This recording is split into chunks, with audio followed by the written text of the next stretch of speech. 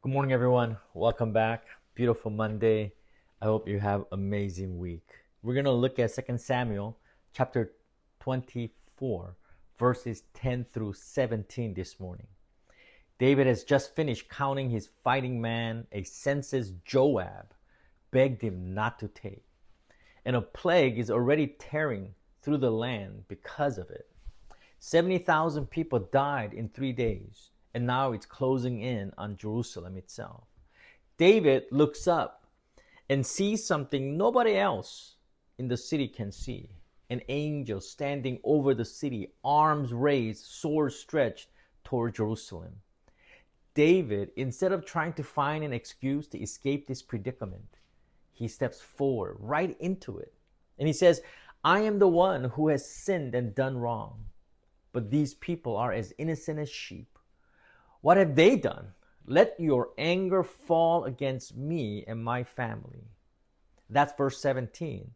And it's the moment David finally sees himself not as king protecting his people, but as the man who put them in danger in the first place. His own ambition wanted a bigger army. His own hunger to look strong and self-sufficient like every other king around him had driven the whole decision. And when the plague started killing the very people he was supposed to protect, David didn't say, take them. Instead, he said, take me. And the Bible tells us the angel stops. Verse 16. The Lord looks at him right as the sword is coming down and says, enough. Withdraw your hand. Now, this isn't the first time in the Bible where God stops a raised hand at the last moment. Genesis 22, Abraham stands on a mountain called Moriah with a knife raised over his own son Isaac, obeying the hardest command God had ever given him. He'd walked 3 days to get there, built the altar himself, and tied his own son on that altar. At the very last moment, as Abraham is bringing his knife down, God stops him. Don't lay a hand on the boy, he says. Abraham looks up and there's a ram caught by its horns in the bushes. He takes it and sacrifices it instead of his own son. Isaac walks down that mountain alive. And Abraham walks down that mountain a changed man. Same mountain, it turns out. The Jerusalem temple got built on Moriah, on the same threshing floor where David stood when the angel's sword stopped over the city.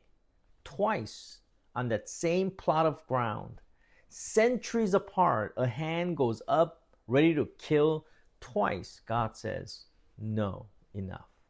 Both times, a raised blade stops right before it falls, and both times, something else takes its place instead, a ram in the thicket, a word from heaven. So here's a question we need to ask at this morning. How does God get to spare a guilty man, David, the one who caused 70,000 deaths, and still be a just God? A judge who lets the guilty walk isn't just. So what gives God the right to stop the sword over a man who deserved it without ever paying for it? You see, God could stop that blade over David because of what the ram back on that same mountain had already pointed to. The ram wasn't the last substitute God would ever provide. It was a preview.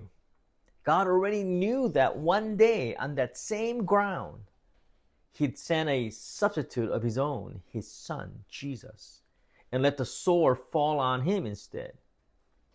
God wasn't skipping the payment when he spared David. He was drawing on a payment he had already decided to make centuries ahead of the cross. Now, here's what that means for you and for me this week. We need to stop trying to pay for our own guilt. A lot of us do exactly what David did at the threshing floor. We sin, and instead of just admitting it and letting God handle it, we start making deals with God.